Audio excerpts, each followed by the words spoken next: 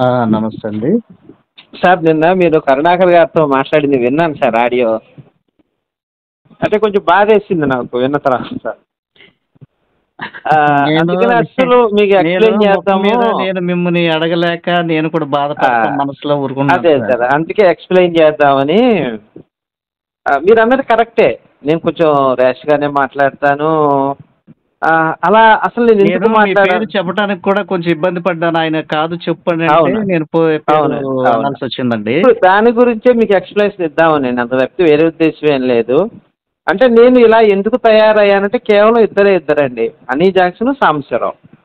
నా హ్మ్. క్రైస్తవ మతం మీద గాని, బైబిల్ మీద గాని, క్రీస్తు వారి మీద గాని, మరియమ్మ మీద గాని నాకు ఎటువంటి బ్యాడ్ ఒపీనియన్ లేదు. సార్ మీరు నేను ఇప్పుడు మంచిగా మాట్లాడుతున్నారు. నేను దీన్ని రికార్డ్ చేయనా? సరే రికార్డ్ అంటే చేయండి సార్ ఆటోమేటిక్‌గా పర్వాలేదు. రికార్డ్ అవుతుంది. చేయండి మీరు సార్ మంచి పర్వాలేదు విషయాలు చేయండి. మాట్లాడుతున్నారు గనక, మీరు ఆ! మీ ఆ! స్పందన తెలియజేస్తున్నారు గనక, అవునండి. ఈ చేయండి ఆడియోని సార్. నేను జనం దగ్గరికి తీసుకెళ్తాను. ఎందుకంటే మీ మీద తీసుకెళ్ళండి. చాలా మంది బాధపడుతున్నారు సార్ నాకు తెలిసి. నాకు ఫోన్‌లు కూడా చేస్తారు. అందుకే సరే సార్ మీరు రికార్డ్ చేయండి. యూట్యూబ్‌లో కూడా పెట్టండి.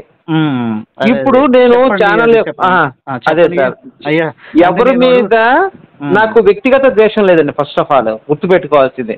క్రైస్తవుల మీద గాని, పాస్టర్ల మీద గాని ఎవరి మీద వ్యక్తిగత ద్వేషం అనేది లేదు. అందుకే నా ఛానల్‌లో ఏ పాస్టర్‌ని కూడా లైవ్‌లు పెట్టి నేను లైవ్‌లు పెట్టను పాస్టర్ల మీద ఫస్ట్. ఎవడైతే మా హిందూ దేవతలను దూషిస్తున్నాడో వాడి మీద పెడతాను తప్ప ఊర్లో వాళ్ళందరు పాస్టర్ల మీద నేను లైవ్‌లు పెట్టను. మీరు గమనించే ఉంటారు. నా ఛానల్‌లో మీ మీద ఓకే. ఎప్పుడు నేను ఓకే. లైవ్ పెట్టలేదు. అవును కదా? యెస్. యెస్. యెస్. ఆ? ఇప్పుడు అవును. మీరు క్రైస్తవులే మిమ్మల్ని ఎప్పుడైనా లైవ్ పెట్టారా? పెట్టలేదు. ఎందుకని? మీరు హిందూ దేవి దేవతలు రారు. ఒకసారి మీరు వెంకటేశ్వర ఏదో అంటే నేను ఫోన్ చేసి చెప్తే మీరు తీసేశారు. అవును కదా? అవును. అవును. అవును తీసేశారా లేదా? అవునండి. అవును. ఇప్పుడు నా అభిప్రాయాన్ని మీరు గౌరవిస్తున్నప్పుడు మీ అభిప్రాయం నేను గౌరవిస్తా. నేను గౌరవిస్తా. దీంట్లో తప్పుందా అండి? ఎగ్జాక్ట్‌లీ. తప్పేమి లేదు. ఇప్పుడు నేను వాళ్ళని తిడుతున్నానంటే ఇప్పుడు నేను ఎప్పుడొచ్చానండి 2021 నవంబర్‌లో ఛానల్ స్టార్ట్ చేశాను. 2021 నవంబర్‌లో. మరి సాంబశివరావు హనీ జంక్షన్ ఇంతకుముందు రాముడు గుర్రానికి పుట్టాడని చెప్పి, శివుడు లింగం ఊడిపోయిందని చెప్పి దారుణంగా అవమానించారు. మరి వీళ్ళని పట్టే కదా నేనొచ్చింది. లేకపోతే నాకేం అవసరం సార్ ఇప్పుడు బైబిల్‌ని దూషించడానికి గాని, పాస్టర్‌ని దూషించడానికి నాకేం అవసరం అండి? అందుకే నా ఛానల్‌లో కేవలం సాంబశివరావు మీద, హనీ జాక్సన్ మీద తప్ప వేరే పాస్టర్ మీద లైవ్ పెట్టను నేను మాక్సిమం ఇక్కడ ఒక 99%. ఒక చిన్న ఒక చిన్న రిక్వెస్ట్ అండి ఈ విషయంలో. చెప్ అంటే హ్మ్. నాకు తెలిసింది మీకు ఇప్పుడు చెప్తున్నాను. హ్మ్. హ్మ్. ఆహ్, వాస్తవంగా సాంబశివరావు గారైనా, హనీ జాన్సన్ గారైనా హ్మ్. హ్మ్, మామూలుగా ఏ హిందూ దేవుళ్ళని, దేవతలను మేము దూషిస్తామంటే హ్మ్. క్రైస్తవ సమాజం హర్షించదు. హ్మ్. అయితే విషయం ఏంటంటే నాకు తెలిసి నేనేమనుకుంటున్నానంటే ఆల్రెడీ హ్మ్. ముందు కొంతమంది భయంకరంగా మాట్లాడటం వల్ల వీళ్ళు నోరు జారి మరి మీ దేవుళ్ళు ఇట్లా కదా అని మాట్లాడుకుంటూ వస్తున్నారన్నదే నా దృష్టిలో ఉంది సార్ ఈ విషయంలో. కరెక్ట్ పాయింట్ లేవనెత్తారు. నేను అదే చెప్పబోతున్నా మీరు అదే పాయింట్ లేవనెత్తారు. చెప్పండి. సపోజ్ ఇప్పుడు కరుణాకర్ గారు వచ్చారు సార్. ఆయన ఎప్పుడొచ్చారు? హ్మ్. 2016 లేకపోతే 15, 17 ఎప్పుడో వచ్చారాయన. హ్మ్. అంతకుముందు హిందూ దేవీ దేవతలు రాళ్ళు, రప్పలు, వాళ్ళ సైతాన్లు వాళ్ళు పూజిస్తే నరకానికి వెళ్తారు. హిందూ దేవి ప్రసాదాలు తినకూడదు, బొట్టు పెట్టుకోకూడదు. ఇలా విమర్శలు చేస్తూ అందరూ కూడా బాధపడతాం మొదలుపెట్టారు హిందువులు. హిందువులందరూ ఎలా ఉంటారు? ఇప్పుడు మీరున్నారు జాన్ బాబు గారు. నేను మీ చర్చికి వస్తా, ప్రార్థన చేస్తా. మీరు చేయమన్నట్టు మీరు ఏదైనా ప్రసాదిస్తే నేను తీసుకుంటా. అదే క్రైస్తవుడు చేయడండి.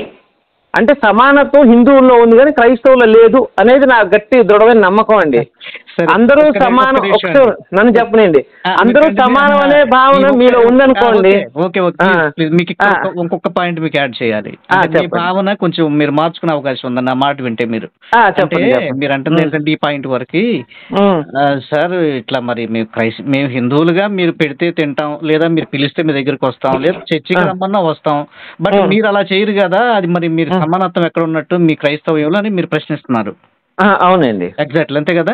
అవునండి. అవును. అవునండి. దీనికి నేను ఒక చిన్న ఉదాహరణ చెప్తున్నానండి. ఉమ్, అలా ఎందుకు చేయట్లేదు క్రైస్తవులంటే, ఏదో హిందువులంటే చులకన భావన, లేపోతే సమానత్వం లేదు, వాళ్ళేదో తక్కువ, లేపోతే ఆళ్ళేదో అని కాదండి. మీరు దయచేసి ఉమ్, ప్లీజ్ అర్థం చేసుకోండి. ఉమ్, తప్పనిసరిగా ఎందుకంటే హిందువుల్లో మళ్ళా చెప్తున్నాను. నా నా బంధువులున్నారు. మా ఉమ్, బంధువులున్నారు. ఏ ఉమ్, మన ఉమ్, పక్కనే వాళ్ళ కొలీగ్స్ ఉన్నారు. లేపోతే మన ఉమ్, ఇరుగు పొరుగున బంధువులు మన హిందూ సోదరులున్నారు. ఉమ్, అయితేనండి బైబిల్‌లో ఒక విషయం ఉంటది సార్. బైబిల్‌లో ఉమ్, ఏముంటదంటే బైబిల్‌ని మనం ఎప్పుడైతే బాప్తిసం పొంది యేసు ప్రభువుని అంగీకరించామో, అంగీకరించిన తర్వాత కొన్ని కొన్ని పదార్థాలు మీరు తినకూడదు. కొన్ని కొన్ని విషయాలు మీరు నియమంగా జీవించాలి. మీరు అబద్ధం ఆడకూడదు ఎట్టి పరిస్థితుల్లో. దొంగిలించకూడదు. లేదా విగ్రహార్పితమైనటువంటి పదార్థాలు తినవద్దు. జాగ్రత్తగా ఉండండి అని ఒక నియమం బైబిల్ చెప్పిందండి. అంటే విగ్రహాలంటే భారతదేశ సంబంధించిన విగ్రహాలా అండి? ప్లీజ్ ఇది ఒక పాయింట్ అండి. అయితే ఇక్కడ ఏం జరుగుతుందంటే మన వర్షన్ వచ్చేటప్పటికి ఎట్లా ఉంటుంది, హిందూ సాంప్రదాయం ప్రకారంగా మనకి ఏ బాధ లేదు, మామూలుగా ఏ రూపంలో మీరు కొలిసినా నన్ను కొలిసినట్టే నేను దేవుణ్ణి, మీరు చెట్టులోనైనా పుట్టలోనైనా రాతిలోనైనా ఒక పువ్వులోనైనా పండులోనైనా నన్ను చూడండి అనేది హిందూ గ్రంథం చెప్తుంది. సో అట్లాగే మీరు ఇది తినండి ఇది తినబాకండి అని ఆక్షేపం లేదు హిందూ గ్రంథంలో, ఎక్కడ లేదండి అసలు. లేదు, అది నేను అంటున్నానండి. అందుకని హిందూ సోదరులైనటువంటి వారు ఏంటంటే ఆటోమేటిక్ గా ఎవరు పెట్టినా, ఈవెన్ ముస్లిం పెట్టినా అంటే సమానత్వం అండి. దట్ మీన్స్ సమానత్వం. కాదు సార్, ఇక్కడ అన్ని మతాలని సమానంగా చూడు అన్న గ్రంథం, మతాలు కాదు. క్రాస్ అవుతున్నారు. ఒక్క మాట చెప్పండి. అంటే దీని అర్థం ఏంటంటే మీరు సేవిస్తున్నటువంటి దేవుళ్ళలో కానీ గ్రంథంలో కానీ మీకు ఆక్షేపణలు లేవు. అందుకని మీరు దేన్నైనా ఫాలో అవ్వచ్చు, దేన్నైనా తినొచ్చు. అందరు దేవుళ్ళని మీరు సమానంగా వెళ్తారు, అందరు చూస్తారు. బైబిల్ అట్లా ఒప్పుకోదండి. బైబిల్ ఏమంటదంటే నేనే మార్గం, నేనే సత్యం, జీవం. కాబట్టి యేసుక్రీస్తు ఎక్కడైనా చెప్పారా అండి? నాకు తెలియక అడుగుతున్నాను. అవునండి. ఏమని ఇతర దేవతలను పూజించొద్దు, వాళ్ళు ఎక్కడా కూడా మీరు వాళ్ళ దగ్గర పోవద్దని చెప్పారా? కాదు, యేసుక్రీస్తు చెప్పారు. అసలు యెహోవా అంటే ఉంది సార్, పాత నిబంధన కొట్టివేయబడిందని కూడా ఉంది.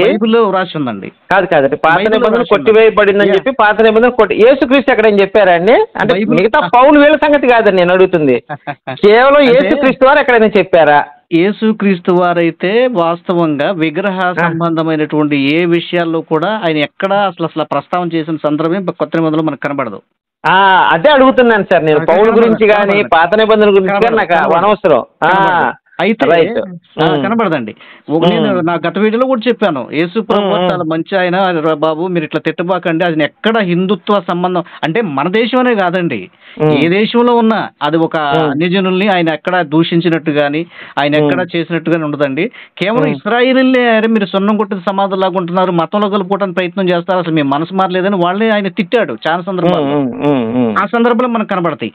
అయితే ఇదేంటంటే బైబిల్లో మాకేంటంటే యేసు ప్రభు వారి బోధతో పాటుగా పత్రికల్లో సంఘం మారు మనసు పొందిన తర్వాత పత్రికల్లో పరిశుద్ధాత్మ పత్రికలు వ్రాయించాడు. ఇది పౌలు రాసిందండి, నేను చెప్తుంది అదే. యేసుక్రీస్తు ఎక్కడా కూడా విగ్రహారాజం తప్పు, ఇది మీరు చేయొద్దు, అసలు దీని గురించి జోలు వెళ్ళొద్దని ఎక్కడ చెప్పలేదండి ఆయన. యాక్సెప్టెడ్ అండి. నేను మీ మాట అదే ఎందుకంటే బైబిల్ నేను చదివాను సార్, మీరు చదివారు, ఇద్దరికి తెలుసు బైబిల్. సార్ ఒకటే నా ఒపీనియన్ ఏంటంటే సార్, ఫైనల్ గా నేను కేవలం ఇలా తయారయ్యానంటే కేవలం అనీ జాక్సన్, సాంబశివరావు. చెప్పండి. దీన్ని కట్ చేసేద్దాం ఒక్క నిమిషం. అయితే ఇక్కడ హిందూ సోదరులు తెలుసుకోవాల్సింది ఏంటంటే, మీరంటే మాకు ఎంతో రెస్పెక్ట్ ఉంది. మీరు ఎందుకంటే మాకు మొదటి నుంచి చదువుకున్నప్పటి నుంచి ఆడుకున్నప్పటి నుంచి అన్ని విషయాలు కూడా మనం కలిసిమెలిసే ఉన్నాం. మన జనరేషన్ అయితే పూర్తిగా కలిసిమెలిసే లేదండి. ఇక్కడ ఉన్నామండి, రైట్, మీరు చెప్పింది కరెక్ట్. కానీ విడగొట్టింది ఎవరండి? ఇప్పుడు కేవలం పాస్టర్లు విడగొడుతున్నారు. ఇప్పుడు బెల్లంపల్లి ప్రవీణ్ ఉన్నాడు సార్, కనకదుర్గమ్మని దయ్యం అని చూపించాడు సార్. అప్పటికి కరుణాకర్ గారు చెప్పాడు, ఇది చూడండి వీడు ఇట్లా చేస్తున్నాడు తప్పు. అసలు హిందూ దేవతల గురించి మీరు చర్చిల్లో హిందూ దేవతల గురించి మా ఊళ్ళల్లో చూడండి, ఎక్కడైనా బైబిల్ కానీ లేకపోతే ఖురాన్ గురించి కానీ ఎక్కడైనా ప్రస్తావిస్తున్నారా అండి? మా ఊళ్ళల్లో ఎక్కడైనా ఒక్కడ ప్రస్తావించాడా? కేవలం జాన్ బాబు గారు ఉన్నారా? విన్నారండి మీరు చెప్పిన. కేవలం చర్చిల్లో మాత్రమే 190 మంది హిందూ దేవతల గురించి చెప్తున్నారండి, హిందూ గ్రంథాల గురించి కానీ హిందూ దేవతల గురించి కానీ విమర్శిస్తున్నారు. మా ప్రాబ్లం అదండి, వాళ్ళు విమర్శిస్తున్నారు, మేము ఇలా తయారయ్యాం తప్ప కేవలం వ్యక్తిగతంగా మాకు బైబిల్ మీద కానీ, నేను ఇదే స్టేట్మెంట్ ఇస్తాను, నాకు బైబిల్ మీద కానీ యేసుక్రీస్తు మీద కానీ మీద నాకు ఎటువంటి దురభిప్రాయం లేదు సార్. వీళ్ళు ఇలా మమ్మల్ని తయారు చేసింది హనీ జంక్షన్, సాంబశివరావు మాత్రమే అని చెప్పి నేను గట్టిగా స్టేట్మెంట్ ఇస్తాను. ఈ రికార్డు కూడా మీరు యూట్యూబ్లో పెట్టండి, నాకు ఎటువంటి అభ్యంతరం కూడా లేదు. వాళ్ళు కనుక రాకుండా ఉన్నట్లయితే మేము తయారయ్యేవాళ్ళం కాదు కదండి. ఏం జానబాబు గారు? సరేనండి. సరే, నేను మీకు అప్పీల్ చేసుకునేది ఏంటంటే సార్, నేను మీరు నాకంటే చిన్న పెద్ద నాకు తెలియదు. ఓకే సార్, నా బాధ ఏంటంటే సార్, సాంబశివరావు మొన్న మధ్య 1 month బ్యాక్ సాంబశివరావు లైవ్ పెట్టి శివుడు లింగం ఊడిపోయింది అని చెప్పి పెట్టాడు సార్. అంటే మేము ఇంకా మీరు అలా మమ్మల్ని అంటూ అది అంతా కలిపి నేను చెప్పాను, సాంబశివరావు నీకు గనక కరెక్ట్గా నీకు తెలుసుకోవాలంటే రా డిబేట్ చేద్దామని చెప్పా. డిబేట్కి రాడండి, ఎవరితో మాట్లాడు. అతను తోచింది అతను చెప్పుకొని వెళ్ళిపోతూ ఉంటాడు. హనీ జాక్సన్ కూడా వాళ్ళకి తోచింది వాళ్ళు చెప్పుకుంటూ వెళ్ళిపోతుంటారు. కేవలం వాళ్ళు హిందూ గ్రంథాలు విమర్శించడం తప్ప ఏ రోజు కూడా వాళ్ళ ఛానల్లో యేసుక్రీస్తు గురించి కానీ మేరీ గురించి చెప్పించిన చాలా సందర్భాలు తక్కువ ఉంటాయండి. ఒక 800 వీడియోలు ఉంటే దాంట్లో ఒక 10 వీడియోలు 5 వీడియోలు ఉంటాయి. అది ఎంత మటుకు కరెక్ట్ జానబాబు గారు చెప్పండి. సరే సార్, ఒకవేళ నేను వీళ్ళ తర్వాతే నేను తయారయ్యాను తప్ప వీళ్ళకంటే ముందు నేను లేనండి. గోపి గారు, అందుకే నేను మీకు రిక్వెస్ట్ చేస్తున్నానండి. ఇంకొకటండి, రక్షణ టీవీ కూడా అండి. రక్షణ టీవీ పొద్దున్న లెగిస్తే బ్రాహ్మణ కులాలని, వైశ్యుల్ని, క్షత్రియుల్ని వీళ్ళందరినీ పొద్దున్న లెగిస్తే ఆడిపోసుకుంటున్నారండి రక్షణ టీవీ వాళ్ళు. అసలు కులాల జోలి పోరండి ఎవరు కూడా హిందువులు. కానీ అలాంటిది రక్షణ టీవీలో కులాలకు పొద్దున్న లెగిస్తే కులాలను తిడతమే పని అండి వాళ్ళకి. అవన్నీ చూడండి జానబాబు గారు, మీరు ఒకసారి గమనించండి. పూర్తిగా గోపి వైపు కరుణాకర్ వైపు తప్పు ఉందా, మన వైపు కూడా తప్పు ఉందా అని ఒకసారి మీరు అబద్ధం ఆడారు క్రైస్తవులు అనే మాట మీరు మాట్లాడారు. ఒకసారి మీరు కూడా నిజాయితీగా ఆలోచించుకొని మన వైపు నుంచి ఎటువంటి రాయి అటు వెళ్ళకపోతే అటు నుంచి రాళ్ళు రావు కదా. నేను చెప్పింది కరెక్టే కదా జానబాబు. మీ వైపు నుంచి నాకు రాయి రాకపోతే నేను ఎందుకు రాయి వేస్తాను? కరుణాకర్ గారి విషయంలో అదే జరుగుతుంది, నా విషయంలో కూడా అదే జరుగుతుంది. కొనసాగించుకోవద్దు, దీన్ని ముగింపు పలుకుదాం. ఎట్లా చేద్దాం అంటారు చెప్పండి, దీనికి ముగింపు పలుకుదాం. చెప్పండి సార్, మీరే చెప్పండి. ఇప్పుడు ఏం లేదు సార్, నేను మానేసేయాలి అంటే ఇప్పుడు నేను మానేసేయాలి అంటే హనీ జాక్సన్ సాంబశివరావు వీడియోలు చేయటం ఆపేసారు సార్, నేను ఆపేస్తాను. వాళ్ళిద్దరే ఆపేయండి చాలు, నేను ఆపేస్తాను. మరి మీరు సాంబశివరావుతో మాట్లాడి వీడియోలు చేయకండి హిందూ గ్రంథాల గురించి అని చెప్పండి. వాళ్ళు బైబిల్ వాక్యం చెప్పుకోమని చెప్పండి, మాకు అభ్యంతరం లేదు. అదే పని హనీ జాక్సన్ కూడా చేయమని చెప్పండి. ఇమీడియట్గా నేను వెళ్ళిపోతాను ఈ ఫీల్డ్ నుంచి. మరి చేయగలరా అండి మీరు? నాకేమవుతుంది, వీళ్ళిద్దరిని ఆపితే చాలు. సరేనండి, మీరు చెప్పింది కూడా సబబుగానే ఉంది ఈ విషయంలో. ఇప్పుడు వాళ్ళు అంటున్నారు కాబట్టి నేను ఇట్లా మాట్లాడుతున్నాను సార్ అని చెప్తున్నారు. అవునండి, అవును. అంటే నేను యథార్థంగా ఇప్పుడు నా మాటలు అందరూ వింటారు. నేను యథార్థంగా ఏంటంటే సాంబశివరావు గారు మాట్లాడింది కానీ హనీజాన్ సార్ గారు మాట్లాడింది కానీ నేనైతే తరచుగా వినటం అయితే నాకు తెలియదండి, నాకు వినలేదు. ఎప్పుడన్నా ఏదన్నా సందర్భం ఉంటే చూడటం తప్ప నేను వేరే చూడను. నేను ఇప్పుడు ఒకసారి కావాలంటే నేను వాళ్ళతో కూడా నేను ఇట్లాగే మాట్లాడతానండి. సార్ వీటికి మనం ముగింపు పలుకుదాము, ఇది మంచిది కాదు, మన అన్నదమ్ముల్లాగా కలిసిమెలిసి జీవించాలి. మన పనేదో మనం చర్చిలో మాట్లాడుకుంటాం, చర్చిలో ప్రార్థన చేసుకుంటాం, అయిపోతుంది. వాళ్ళు చేసుకుంటారు, అయిపోతుంది. మనం ఒకరినొకరు దూషించుకోవద్దు. సో కాబట్టి ఎవరి మత విశ్వాసాలని ఒకరి విశ్వాసాలను ఒకరు గౌరవించుకుని ఎవరి పనాలు చేసుకుందామని నేను చెప్తానండి. నేను మాక్సిమం నా వీడియోలో మీరు మొదటి నుంచి చూడండి, నా మాక్సిమం వీడియోలో కూడా నేను ఇదే మాట్లాడుతున్నాను. మనకు సలహాలు వద్దు, చక్కగా మాట్లాడితే అధ్యక్షుడు చెప్పారు, మీరు తీసేశారు వీడియో. అందుకే నేను మీ గురించి ఎప్పుడు లైవ్ ఎందుకు పెట్టలేదు, మీరు హిందూ గ్రంథాన్ని దూషించలేదు, ఏదైనా ప్రాబ్లం ఉన్నా సరే ఇదని చెప్పి మీరు దాన్ని రెస్పెక్ట్ ఇచ్చి తీసేస్తున్నారు. అవునండి, అలా ఉంటే మేము ఎందుకు మీ జోలు వస్తామండి? అసలు మాకేం పని అండి, మాకు వేరే పనులు లేవా? సరే సార్, మీరు అన్నారు కనుక నా వంతుగా నేను ప్రయత్నం చేస్తాను ఈ విషయంలో. నేను వీళ్ళు వాళ్ళ చేతులు పట్టుకుని వాళ్ళ కాళ్ళు పట్టుకుని వాళ్ళ బతిమలాడి ఎలాగల మన మధ్య సామరస్యపూర్వకమైన వాతావరణం వచ్చేటట్టుగా ప్రయత్నం చేద్దాం గోపి గారు. దీనికి మీరు కూడా సహకరించండి ప్లీజ్. తప్పకుండా అండి, నేను ఇచ్చిన మాట తప్పనండి. నేను అరికట్టుతాను. ఇంకొక విషయం కూడా అండి, మన ప్రవీణ్ ఇంకా ఎవరైనా వీళ్ళు కూడా ఇక వాటిని మన ఒకళ్ళొకళ్ళు రెచ్చగొట్టుకోకుండా మాక్సిమం ఇప్పుడు మీ దాన్ని మీరు గొప్ప చేసుకోండి, తప్పులేదు. వీడియోలు పెట్టండి, ఇదిగో మా దేవుడు గొప్పవాడు, ఇట్లా చేశాడు, ఇట్లా కార్యాలు జరిగింది, ఇట్లా జరిగింది నమ్ముకోండి, మీరు పెట్టుకోండి, తప్పులేదు. అట్లాగే మా దేవుడు యేసుప్రభు మంచి దేవుడు అండి, ఇట్లా గొప్పవాడు రండి పెట్టుకుంటాం, చేద్దాం సార్. నేను ఆ దిశగా ప్రయత్నం చేస్తాను. ఇంకొక విషయం అండి, హైదరాబాద్కి వస్తానండి, ఇంకొక విషయం చెప్తున్నాను సార్. ఫైనల్ గా నా ఛానల్లో ఫోన్ పే పెట్టి నేను డబ్బులు ఎవరిని ₹1 అడగను సార్. కేవలం నాకు పగా ప్రతీకారం తప్ప వీళ్ళ మీద డబ్బులు సంపాదించుకుందామనో లేదా ₹10 సంపాదించుకుందాం పేరు కోసం ప్రత్యేక కోసం ఎప్పుడు నా ఛానల్లో సబ్స్క్రైబ్ చేయండి, షేర్లు చేయండి అని వీడియో కూడా మనం మాట్లాడండి, మీరు గమనించే ఉంటారు బహుశా. కానీ ప్రతి క్రైస్తవ ఛానల్లో ఫోన్పే గూగుల్ పే పెట్టుకుంటున్నారండి, డబ్బులు తీసుకుంటున్నారు. మరి అది సేవ అంటారా, నాది సేవ అంటారండి? ఇది కూడా ఒకసారి ఆలోచించుకోండి మీరు కూడా. సరే, అది మీ వ్యక్తిగత విషయం. కేవలం నాకు టార్గెట్ ఈ సాంబశివరావు హనీ జాక్సన్ తప్ప ఇంకెవరు లేరండి. జానబాబు గారు చెప్పండి. సరేనండి, అయితే కాకపోతే నేను అనేది ఏంటంటే ఇప్పుడు క్రైస్తవులైనా దేవుళ్ళని ఏదో టార్గెట్ చేస్తూ విమర్శ చేయటం అన్నదని నేను సమర్థించను. అట్లాగే మా హిందువులైన వాళ్ళు దేవుళ్ళని టార్గెట్ చేస్తూ విమర్శిస్తుంటే అది మాకు చాలా బాధ అనిపిస్తుంది. సో కాబట్టి ఇంకా ఈ విషయంలోనండి ఫైనల్ గా నేను నా వంతుగా నేను కృషి చేస్తాను. మాక్సిమం ఒకరినొకరు దూషించుకోకుండా ఎవరి పని వాళ్ళు చేసుకునేటట్లుగా ఈ విషయంలో ఒకరినొకరు వీడియోలు పెట్టుకోకుండా ఒకరి దేవుడిని ఒకరు మనం కించపరుచుకోకుండా ఎవరు రెస్పెక్ట్ వాళ్ళకి ఇస్తూ మనం కలిసి ముందుకెళ్ళటానికి నేను ట్రై చేస్తానండి. ఓకే, అయితే మరి మీకు మాట్లాడదామండి. కరుణాకర్ గారు ఉన్నారు కదా, పిలవండి. అని జాగ్రత్త సాంశరావు అందరిని కూర్చోబెట్టి కరుణాకర్ గారి దగ్గర మాట్లాడించు, నేను వస్తాను. కూర్చొని అందరం కూర్చొని మాట్లాడదాం. మరి మాట్లాడదామండి. ఏదన్నా సందర్భం వచ్చి ఇప్పుడు వీళ్ళు కూడా నేను మాక్సిమం కాంప్రమైజ్ అవుదాం, మనకేం గొడవలు అని అనుకుంటే మనం ఒక రోజు ఒక మీటింగ్ వేసుకొని ఏదైనా అందరికి అనుకూలమైన టైంలో కూర్చొని దాని మీద ఒక చర్చ చేసుకుందాము. అందరికీ మంచిదే, ప్రజలందరూ కూడా మంచిదే. ఎందుకంటే ఒక విధంగా మనం ఒక మతపరమైన విషయాల్లో ఒకరినొకరు విమర్శ చేసుకుంటున్నా, ఒకరి మీద కూడా బాణాలు వేసుకుంటుంటే అటు హిందూ సోదరుల్లోనూ మంచి వాళ్ళు మానసికంగా బాధపడిపోతున్నారు, ఇటు క్రైస్తవ సోదరులను మానసికంగా బాధపడిపోతున్నారు ఈ వీడియోలు చూస్తూ చాలా మంది. అందుకని ఒక విధంగా మన కొట్లాటలో ఒక విధంగా అన్యాయంగా అమాయకులైన వారు నలిగిపోతున్నారా అనిపిస్తుందండి. అవును సార్, అవును, ఆలోచిస్తే కరెక్టే సార్. ఇప్పుడు నిజమైన క్రైస్తవులు ఉన్నారు సార్. నేను 2-3 ఫోన్ చేస్తే, అయ్యా నాకు వేరే గ్రంథాలతో పని లేదు, వేరే దేవుళ్ళతో పని లేదు, నా ఇంట్లో కూర్చొని నేను ప్రార్థన చేసుకుంటున్నా అని చెప్తే నాకేం ప్రాబ్లం సార్? నీ ఇంట్లో కూర్చొని నువ్వు ప్రార్థన చేసుకుంటే నాకేం సమస్య? అలాంటి వాళ్ళు జోలెత్తులు మనం వెళ్ళొచ్చా అండి? మీరు కూడా ఆలోచించండి. మేము కేవలం ఇలా బయటకు వచ్చి మాట్లాడుతున్నాంటే మా గ్రంథాలను రాముడు గుర్రానికి పుట్టాడని మాట్లాడాడండి సాంబశివరావు. అసలు ఉందా అండి? అసలు రామాయణంలో ఎక్కడైనా రాముడు దశరథుడు క్లియర్గా ఉంటుంది. దశరథుడు కుమారుడు రాముడు, రాముడు తండ్రి దశరథుడు క్లియర్గా రాసి ఉంటుంది. గుర్రం అనే మాట ఉండదండి. మరి మేము మాట్లాడటంలో తప్పుందంటారండి మీరు? ఇది ఇప్పుడు కాదండి సాంబశివరావు చెప్పింది, 2021 ముందే చెప్పాడు, నేను రాకముందే చెప్పాడు సాంబశివరావు ఈ మాట. మరి నేను ఈ రకంగా తిడతాం, మరి అది సమంజసం కాదని మీరు ఆలోచించుకోండి మనస్ఫూర్తిగా. చెప్పండి జాన్ బాబు గారు. అదేనండి, సరే గోపి గారు, సరే ఓకే. పోతే సరే, ఈ అభిమన్యు గారు ఎవరో ఈ మధ్య నాకు ఫోన్ చేశారు నిన్న మొన్న. ఏదో లైవ్ కార్యక్రమం పెట్టాము, ఏదో 2 మెసేజ్ పెడితే సరే నేను బిజీగా ఉన్నాను, లైవ్లోకి అయితే రానులేని మామూలుగా కాల్ చేసి మాట్లాడాను.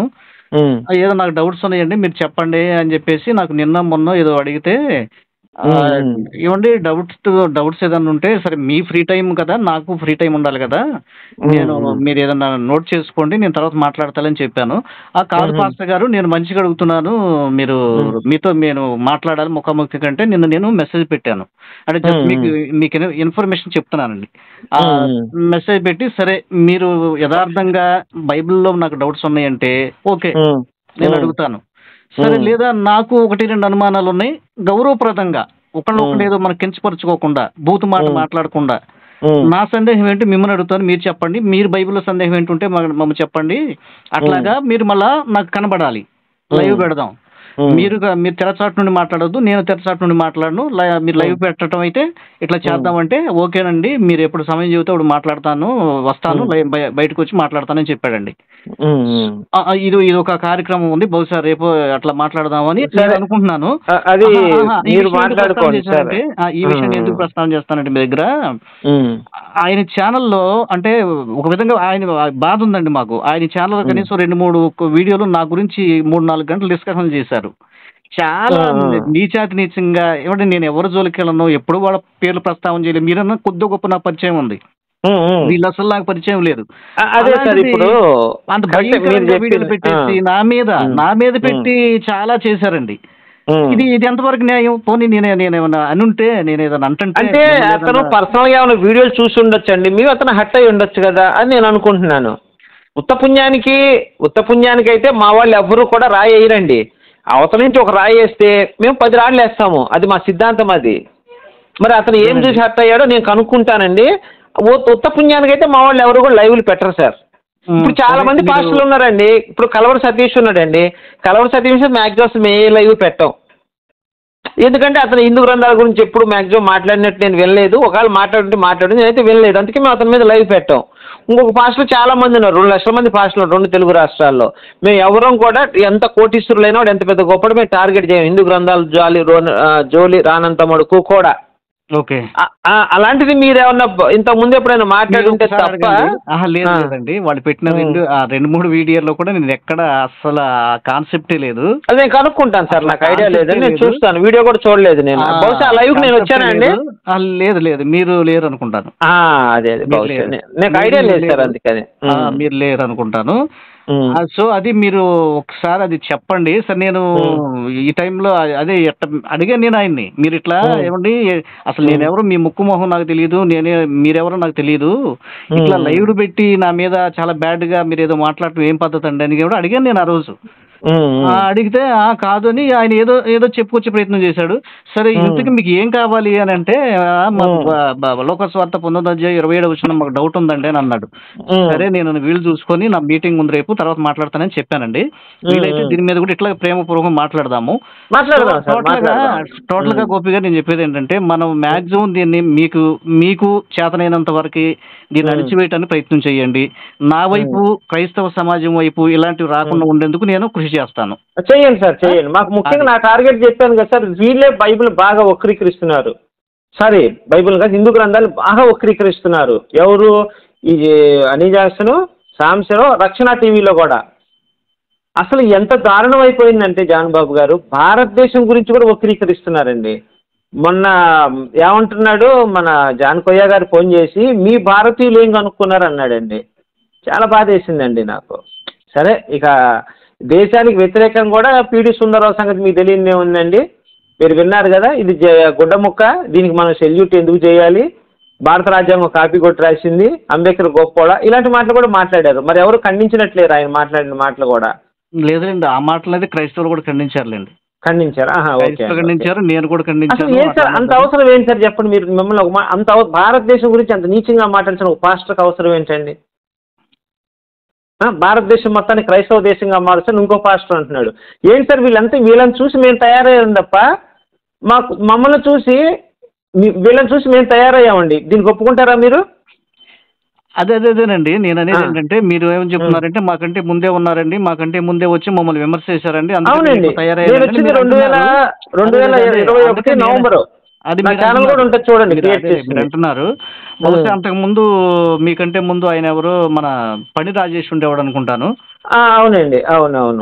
ఎప్పుడు అడపదడప ఒక వీడియో వచ్చేది అంతేనండి. అంత పెద్ద పని రాజేష్ ఉండి అలా కదలే, అప్పట్లో అసలు భయంకరంగా మాట్లాడిన హిందూ సోదరుడు ఎవరైనా ఉన్నారంటే పని రాజేష్ గారే నాకు తెలిసి. నేను దీంట్లోకి వచ్చి ఒక 5-6 ఏళ్ళు అవుతుంది. సో నాకు తెలిసిన తర్వాత అంత పబ్లిక్ గా అంత భయంకరంగా మాట్లాడిన వ్యక్తి రాజేషే. ఆయన కూడా నా మీద రెస్పెక్ట్ గానే ఉంటాడు. ఎప్పుడు నాతో ఎప్పుడు మాట్లాడినా కూడా గౌరవంగానే మాట్లాడతాడు, గౌరవంగానే నేను మాట్లాడతాను. బట్ నా ఆవేదన ఏంటనేది ఇట్లాగే మీకు ఎట్లా చెప్పాను అట్లాగే చెప్పేవాడిని. సరే, ఎనీవే ఏది ఏమైనా ఏం జరిగిందో ఏంటో మొత్తానికి ఆయన తెరమరుగు అయినట్టుగానే అయ్యింది. మొత్తానికి ఇప్పుడు మొన్నాడో లేడు కూడా నాకైతే తెలియదండి. మరి నాకు తెలియదు, అది మీకే తెలియాలి. సో అది ఒక వెర్షన్ అండి. అంటే అప్పట్లో ఆయన అట్లా మాట్లాడేవాడు, చాలా భయంకరంగా మాట్లాడేవాడు. దాన్ని బట్టి నేనేమనుకున్నానంటే, దాన్ని బట్టి ఈ సాంబశివరావు గారు కానీ ఈ హనీ జాన్సన్ కానీ వీళ్ళు కూడా లేచి మాట్లాడటం ప్రారంభించారు అని నాకు అదే ఐడియా. లేదండి, సాంబశివరావే ముందర వచ్చాడు అందరికంటే కూడా. సాంబశివరావే ముందర వచ్చాడు. సరేనండి, సరే. టోటల్ గా అంటే మీరు అనేది ఏంటంటే అటువైపు నుంచే స్టార్ట్ అయ్యిందండి, అందువల్ల మేము అయిందని అంటున్నారు. సరే, మన వాళ్ళు ఎవరన్నా నేను అట్లాంటి వాళ్ళకి తెలిస్తే ఏమండి మనం ఎందుకు అంటామండి? వాళ్ళు అంటుంటేనే కదా మనం వెళ్ళింది, లేకపోతే సువార్తకి వెళ్తాం. ఇక్కడ మీరు అంటే మీరు తెలిసి మాట్లాడుతున్నారు, తెలివి మాట్లాడదాం కాలేదు కానీ జాన్ బాబు గారు, రాళ్ళు రప్పలు సైతాలను వీళ్ళని పూజిస్తే అసలు చర్చిల్లో అయితే ఏ చర్చికి వెళ్ళే విశ్వాసం కనుక్కోండి, హిందూ గ్రంథాలను తిట్టకుండా పాస్టర్ అసలు ఆ రోజు ప్రేయర్ స్టార్ట్ చేయడు. పొద్దున్న లేస్తే పాస్టర్లకి హిందూ గ్రంథాల గురించి, హిందూ దేవుడి గురించి తిట్టడం తప్ప వేరే వర్క్ లేదండి. కాదు గోపి గారు, మీరు అట్లా ఎందుకు అనుకుంటున్నారు? అట్లా ఉండదండి. అయ్యో, బైబిల్ ఎన్ని విషయాలు లేవు మనం నేర్పుకోవడానికి. ప్రేమగా ఉండండి అని నేర్పుతాము, అబద్ధాలు ఆడకూడదని నేర్పుతాము, త్రాగుబోతులు త్రాగటం మానేసేయాలని నేర్పుతాము, మీరు ఉపవాసాలుండి ప్రార్థన చేయాలని నేర్పుతాము, దేశం కోసం ప్రార్థన చేయమని చెప్తామండి. అయ్యో, మీరు వర్షం తీసుకొచ్చి అందరు పాస్టర్ మీద రుద్దకండి సార్, అది లేదండి. అయ్యో, చర్చిలన్నిట్లు ఇలాగే ఉంటదండి. అంటే ఒకవేళ ఏదన్నా అంటే అసలు పూర్తిగా ఏం చెప్పరండి. అసలు దాని సందర్భం అంటే బైబిల్ ఏదన్నా సందర్భం వస్తే ఆ సందర్భాన్ని జస్ట్ ఎక్స్ప్లెయిన్ చేయడం తప్ప వాంటెడ్ గా. ఎందుకంటే అక్కడ కూడా హిందూ రిలేషన్ ఉంటుంది కదా చర్చిలో, ఆల్మోస్ట్. లేదండి, మీరు పొరపాటు పడ్డారని చెప్తున్నాను నేను.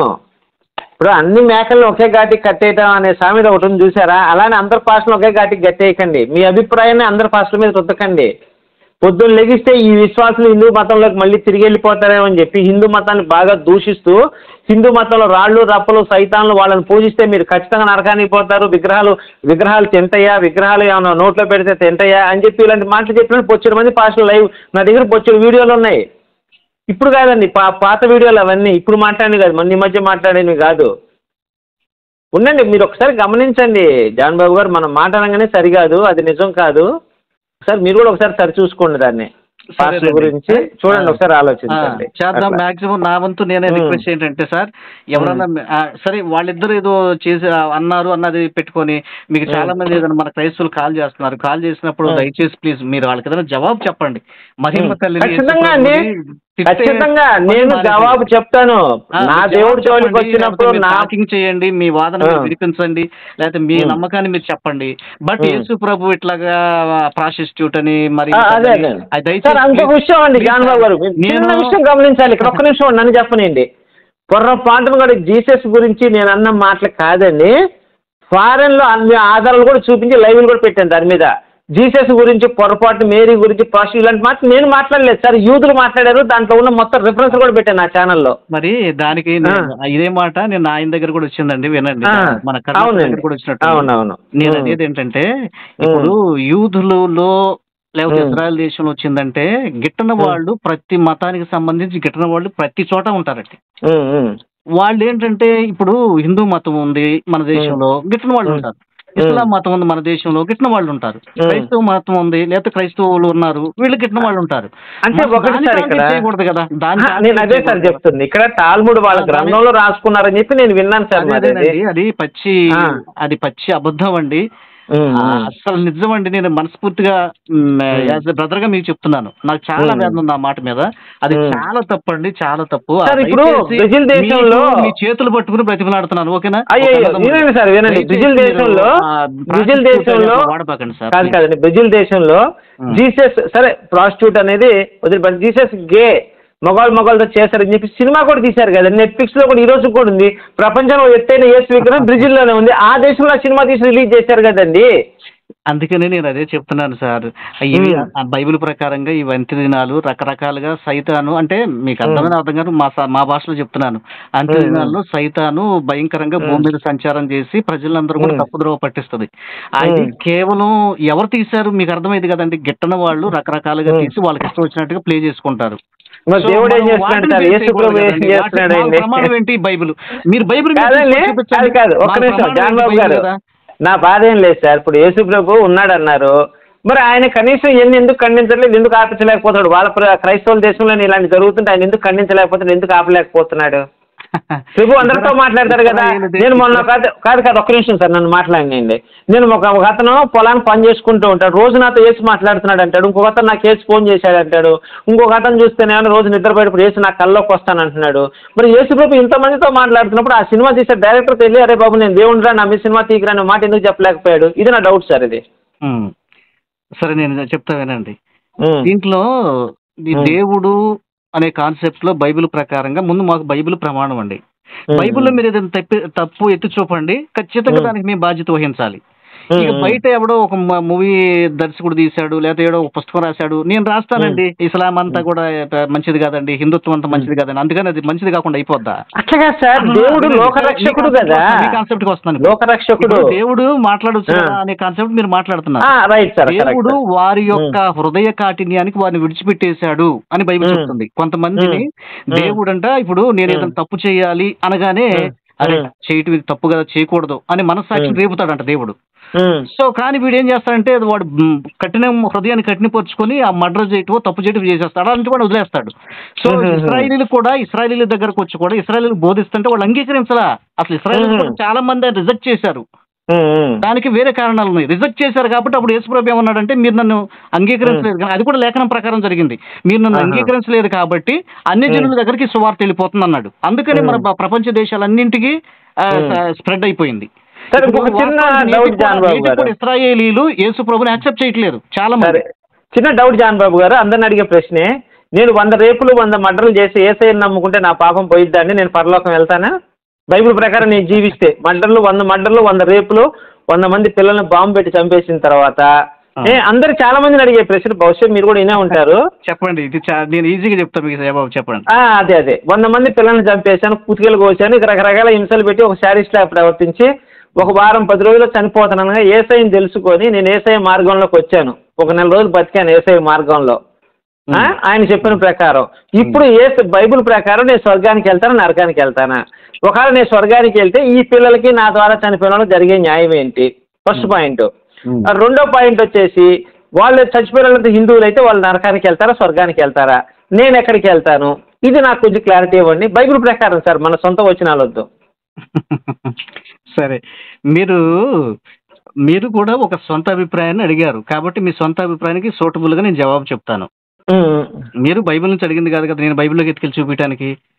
అంటే లేదండి, పాపులను పిలవచ్చి కాదండి, పాపులను పిలవచ్చి నీతి మంతులను పిలవరాలేదని స్పష్టంగా చెప్పాడు ఆయన. దాని అర్థం ఏంటి? పాపి అంటే ఆజ్ఞాతిక్రమమే పాపం. ఆజ్ఞాతిక్రమం అంటే మిగతా అన్ని పాపాలు కాదా అండి? మోసం చేయటం, వ్యభిచారం చేయటం, రేపులు, దొంగతనాలు, ఇవే పాపులను పిలవచ్చితిని గానీ నేను బైబిల్ ప్రకారం అడిగాను సార్, నా సొంత వచనాలు కాదు. మీరు బైబిల్ ప్రకారం అడిగితే నేను చెప్తున్నా వినండి. ఇప్పుడు పాపులను పిలవచ్చితిని గానీ నీతిమంతుల్ని పిలవరాలేదు అన్నాడు. అంటే పిలవచ్చితిని అంటే పరలోకం ఇస్తానని చెప్పలేదు ఆయన. పాపులను పిలవచ్చితిని అంటే మీరు మారండి అంటే పరలోకం చేరండి అని కాదుగా. మరి ఎందుకు వచ్చాడు? మరి పాపులను పిలిచి ఏం చేస్తాడు? ఆ రక్షణ సువార్త వినిపిస్తాడు. వినిపిస్తే ఏం జరుగుతుంది? వార్త విని తన పాపాలు విడిచిపెట్టి తన జీవితాన్ని మార్చుకోవాలి. ఏం జనం లాభం ఏంటి? మార్చుకుంటే అతను చనిపోయిన తర్వాత దేవుని రాజ్యం వెళ్తాడు. ఇక్కడ కాదండి. అదే నేను అదే చెప్తున్నా. దేవుని రాజ్యం అంటే ఏంటి? స్వర్గానికే కదా మీరు చెప్తున్నా. దేవుని రాజ్యం అన్నారు స్వర్గానికి. అంటే నేను ఇన్ని పాపాలు చేసి ఇన్ని మర్డర్లు చేస్తే దేవుడిని నమ్ముకుని స్వర్గానికి వెళ్ళిపోయి నా ద్వారా హిందువులు ఎంతో మంది బాంబుల ద్వారా కానీ చిన్నపిల్లలు కానీ పెద్దలు కానీ రేపులు చేయబట్టి మర్డర్లు చేయబట్టారు. వాళ్ళకి జరిగే న్యాయం ఏంటి? వాళ్ళు హిందువులు అయితే వాళ్ళు నరకానికి వెళ్ళిపోతారు కదా బైబిల్ ప్రకారం. వాళ్ళకి జరిగే న్యాయం ఏంటి? లేదండి, హిందువులైన నరకానికి వెళ్తారని ఎవరు చెప్పారండి? బైబిల్ ప్రకారంగా వాళ్ళు మార్కు 16 అండి. మార్కు 16. అదే వినండి సార్, మీరు చిన్నపిల్లల దగ్గర మాట్లాడి నా దగ్గర మాట్లాడితే ఎట్లా? అయ్యో, బైబిల్ ఉన్నదే నేను మాట్లాడానండి. బైబిల్లో మార్కు 16 ఏంటి సార్ మరి అది? వినండి మీరు ఎందుకు క్రాస్ చేశారు? మీకు దానికి జవాబు చెప్పాలి. ఇప్పుడు అసలు మీరు హిందువు అండి, యేసు ప్రభు గురించి అసలు మీకు తెలియదండి. మీరు ఎక్కడో ఆ అడవుల్లో జీవిస్తున్నారండి. మీరు చచ్చిపోయారు. నేనే అనుకోండి, నేనే చనిపోయాను. నేను ఎక్కడికి వెళ్ళాలి మరి? బైబిల్ ప్రకారం నరకానికి వెళ్ళాలి కదా. లేదండి, యేసుక్రీస్తు గురించి తెలిసి కూడా అంగీకరించిన వాడు నరకానికి వెళ్తాడని, తెలియకుండా ఉన్నవాడు మాత్రం స్వర్గానికి వెళ్తాడు, వాడి క్రియలను బట్టి. ఎస్, వినండి.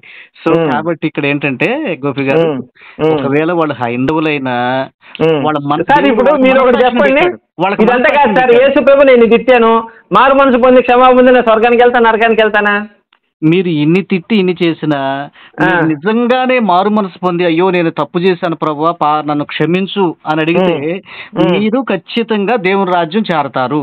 మరి నా ద్వారా ఎన్నో తిట్టించుకొని కాదండి, నా ద్వారా ఎన్నో తిట్టించుకొని మానసిక వేదన పడ్డాడు వాడు. మరి ఇప్పుడు మీరు ఎందుకు వాడికి జరిగే న్యాయం ఏంటండి నేను అడుగుతున్నది? అవునండి, అతనికి జరిగే న్యాయం ఏంటి? అతను కూడా దేవుని రాజ్యం వెళ్తాడు. అతను ఆల్రెడీ దేవుని కాదండి, నా ద్వారా ద్వారా ఆత్మహత్య చేసుకొని చనిపోతాడు సార్. ఆత్మహత్య చేసుకొని చనిపోతాడు. ఓకేనే, అతని కుటుంబం రోడ్డును పడుతుంది. వినండి సార్, వినండి. అతని కుటుంబం రోడ్డును పడుతుంది, వాళ్ళు అడుక్కు తింటుంటారు. ఇక్కడ నేనే ఉన్నా ఇల్లు తిట్టినోడిని యేసుని నమ్ముకుని స్వర్గానికి వెళ్ళిపోయా. కంప్లీట్ అవ్వ, నా ప్రశ్న కంప్లీట్ అవ్వనండి. నా దగ్గరికి వద్దు, వేరే ఎగ్జాంపుల్ వద్దు. ఇంకా నేనేం చేసి ఒకరిని తిట్టా, అది తీసుకెళ్ళి యూట్యూబ్లో పెట్టి వాడు ఫోన్ నెంబర్ పెట్టి వాడు ఆత్మహత్య చేసుకొని చనిపోయాడు. అయితే ఇక్కడ నేను అడిగేది ఏంటంటే, ఇప్పుడు వాళ్ళ కుటుంబం పాపం రోడ్డును పడిపోయింది, ఎవరు పెద్ద దిక్కు పోయాడు కాబట్టి వాడు అడుక్కు తింటూ పాచి పని చేసుకుంటూ రకరకాలు బతుకుతున్నారు. నేనేం చేశా, యేసుని నమ్ముకొని స్వర్గానికి వెళ్ళిపోయి కూర్చున్నా శుభ్రంగా. ఆయన పాపాలను క్షమించబడ్డా మీరే అన్నారు మాను మనసుతో స్వర్గానికి వెళ్ళిపోతామని. నా ద్వారా ఇంత నష్టపోయిన కుటుంబానికి దేవుడు చేసే న్యాయం ఏంటి? దేవుడు స్వార్థపరుడుగా కనిపిస్తున్నాడు కదా అనేది నా ప్రశ్న అండి. నేను మాట్లాడినాగా చెప్పండి, 2 నిమిషాలు వినండి మాట్లాడకుండా. ఇప్పుడు మీరు ఏదో కామెంట్ చేశారు, మీరు ఏదో అసలు ఒక వ్యక్తిని ఏదో చంపేశారండి, వాళ్ళు రోడ్డును పడ్డారు అనుకుందాం, ఆత్మహత్య చేసుకున్నారు, లేకపోతే మీరు కత్తి తీసుకుని పొడిచారు, చచ్చిపోయారు, వాళ్ళు రోడ్డును పడ్డారు. అయితే ఏం జరుగుతుంది ఇక్కడ? భౌతికంగా లోకంలో మిమ్మల్ని అరెస్ట్ చేస్తారు, జైల్లో పెడతారు, జైలు శిక్ష అనుభవించాలి మీరు. ఓకే, అయితే జైలు శిక్ష అనుభవిస్తూ చివరికి అప్పుడు నేను తప్పు చేశాను, నా వల్ల కుటుంబం ఇట్లా అన్యాయం జరిగిపోయింది ప్రభువా అని మనం పశ్చాత్తాపడితే ఖచ్చితంగా అది ఆత్మరక్షణ, ఆత్మ సంబంధమైంది. శరీరానికి నువ్వు శిక్ష అనుభవించాలి. ఇక్కడ శరీర సంబంధమైన విషయం పరలోకానికి ముడిపెట్టకూడదు. మీరు ఇక్కడ మీరు చేస్తుంది ఏంటంటే శరీర సంబంధాన్ని తీసుకెళ్లి మరి పరలోకానికి ముడేసేస్తున్నారు. అంటే ఇప్పుడు నాకు 10 లక్షలు ఇచ్చాను సార్, ఎస్పీ గారు 10 లక్షలు ఎస్పీకి ఇచ్చాను, నాకు శిక్ష పడలేదు. 10 లక్షలు ఎస్పీకి ఇచ్చి తప్పించుకున్నాను, సాక్ష్యాలు తారుమారు చేశాను. ఇప్పుడు ఏంటి నెక్స్ట్ ఏంటి చెప్పండి? అవసరమైతే దేవుడు నిన్ను దెబ్బ కొట్టి మంచం మీద పడేస్తాడు. నువ్వు ఆ శిక్ష ఎక్కడైనా ఉందా అండి? యేసు శిక్షిస్తాడని ఎక్కడైనా ఉందా అండి? ఏంటది యేసు శిక్షిస్తాడని బైబిల్ ఎక్కడైనా ఉందా? యేసు అని కాదండి, బైబిల్ టోటల్ బైబిల్లో మనం తప్పు చేస్తే పనిష్మెంట్ అనుభవిస్తాం, పనిష్మెంట్ అనిపిస్తాను బైబిల్ చెప్తుంది. మీకంటే పాపులు పిలవటం ఎందుకండి? ఇంకా రక్షణ సువార్త వినడానికి మీరు రక్షణ సువార్త వినండి, మీ క్రియలు మార్చుకోండి, భూమి మీద మంచిగా బ్రతకండి, ఆ తర్వాత స్వర్గానికి మీరు చేరతారు. అంతేగాని మన ద్వారా నష్టపోయిన వాళ్ళకి జరిగే న్యాయం ఏంటో నేను అడుగుతున్నాను సార్, నా ప్రశ్న ఏం లేదు. అంతే వినండి. మీరు ఇప్పుడు ఏదేదో నేను ఒక్కసారి పొడిచి పడేసానండి, నేను చచ్చిపోయి పరలోకం వెళ్తానంటే అట్లా కుదరదు.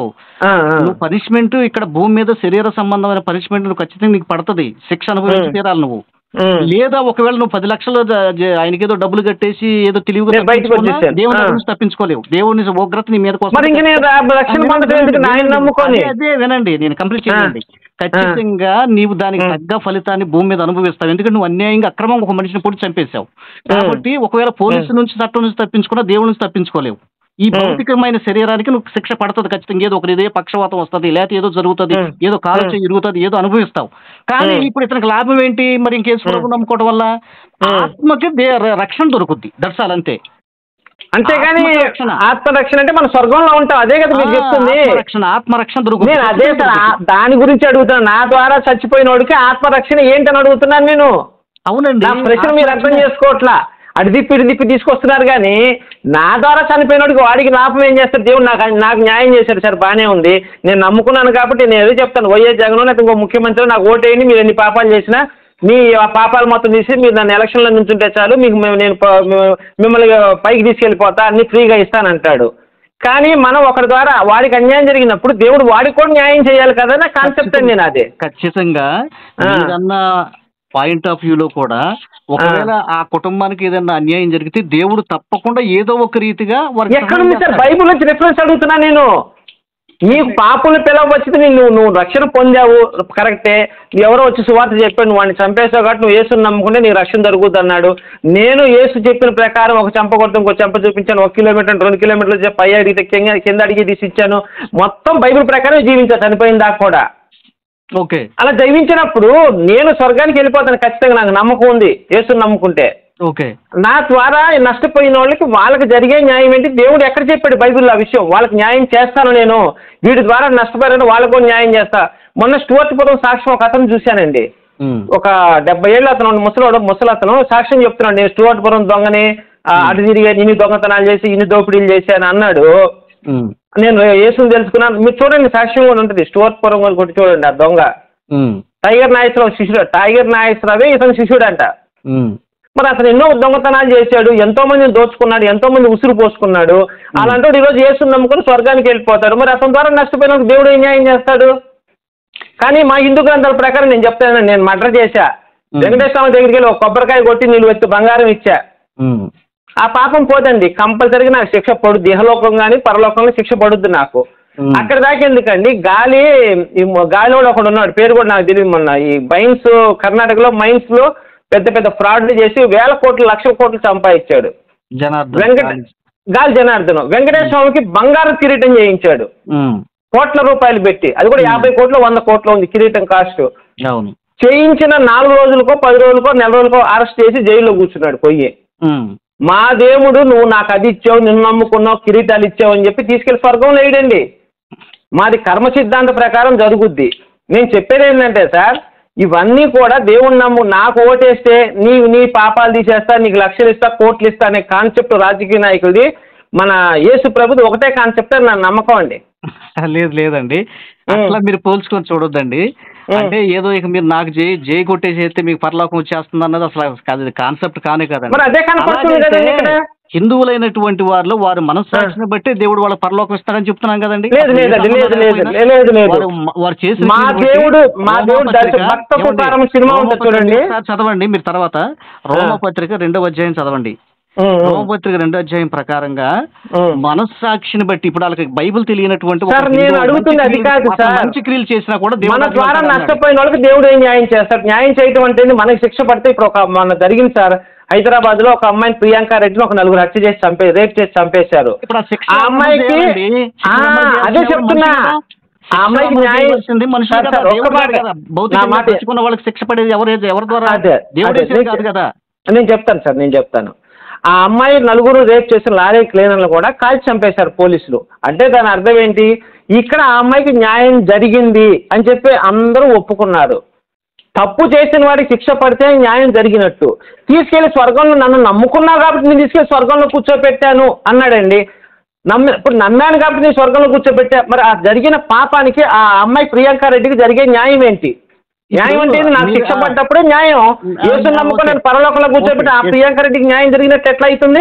ఇక్కడ ఉన్న ఒక చిన్న మీరు చెప్పిన పాయింట్ లోనే ఒక చిన్న లాజిక్ చెప్తావేనండి. ఇప్పుడు మీరు భౌతికంగా ఆల్రెడీ వాళ్ళు తప్పు చేశారు, పోలీసులు తీసుకెళ్లి వాళ్ళు కాల్ చేశారని న్యాయం జరిగింది. అవును సార్. అంటే మీరు అనట్లేదా? మీరు ఒప్పుకుంటారా మాట న్యాయం జరిగింది అనేది?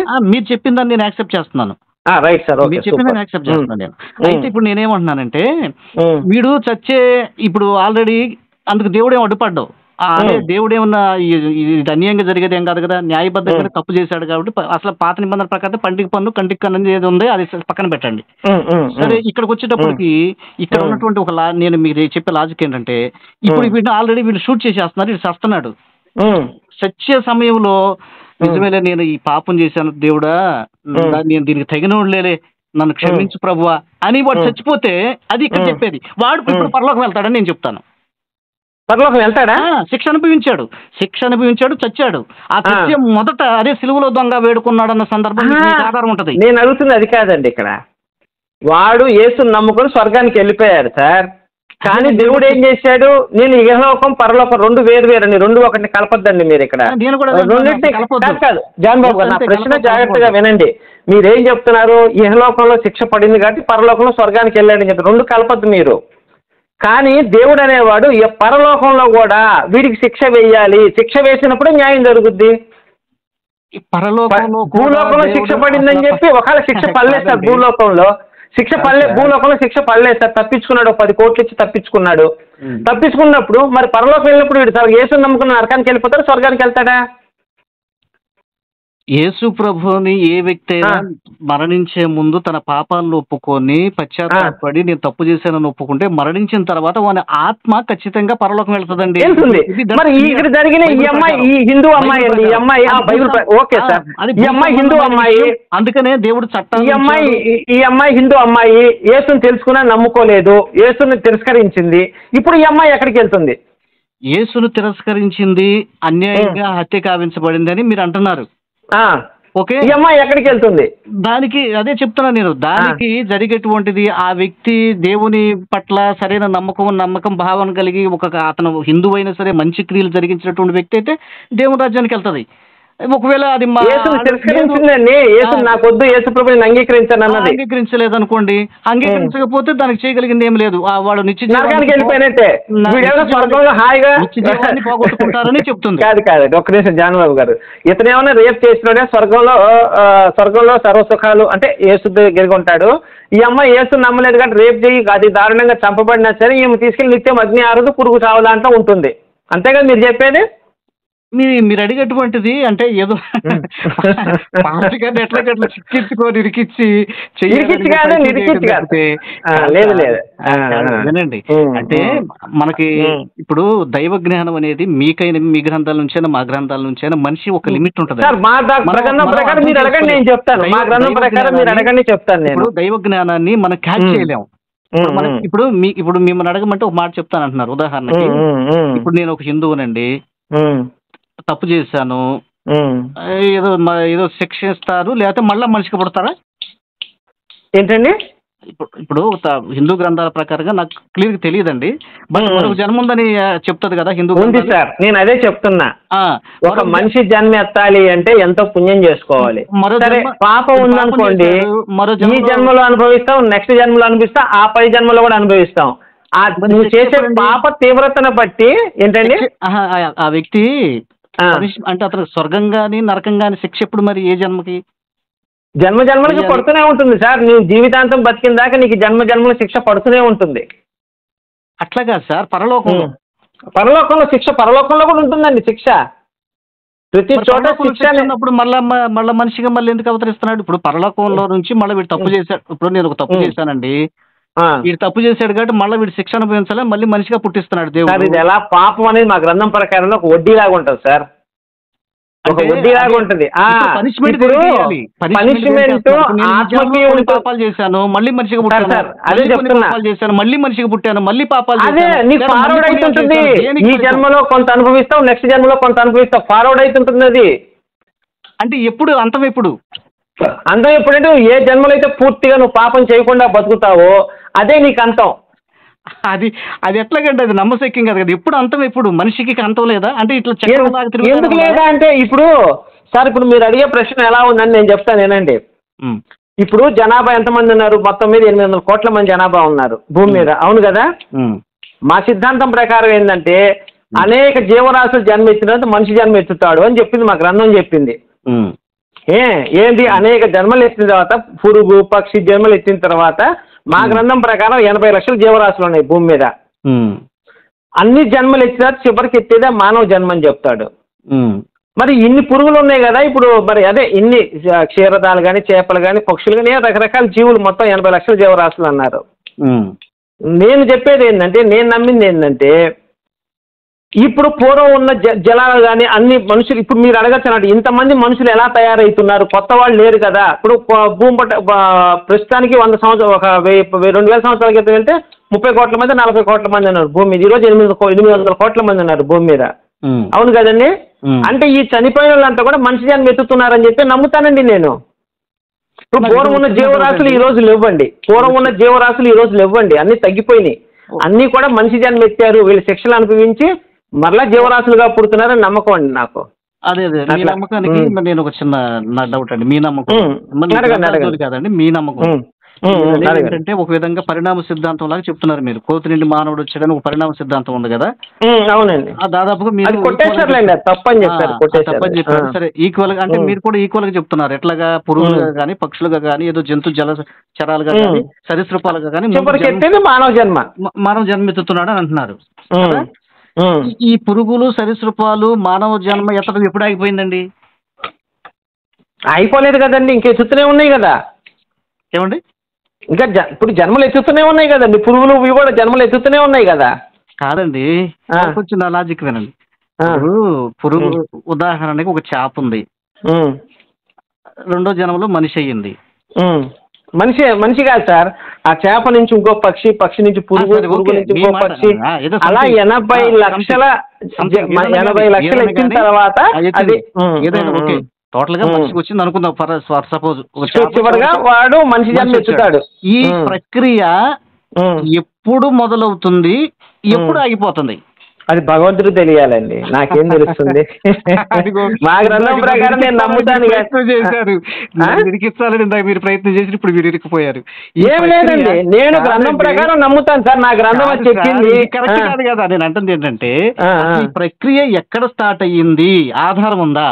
లేదు, ఆధారం ఉందండి, మా గ్రంథం చెప్పిందండి. ఇప్పుడు మీ గ్రంథం మరియమ్మ కన్య అని చెప్పి సార్, ఒకటి మరియమ్మ కన్య అని చెప్పి శాస్త్రీయ ఆధారం ఏమైనా ఉందా అండి? రాసుకున్నది నమ్మటం కదా, రాసుకున్నది నమ్మకమే.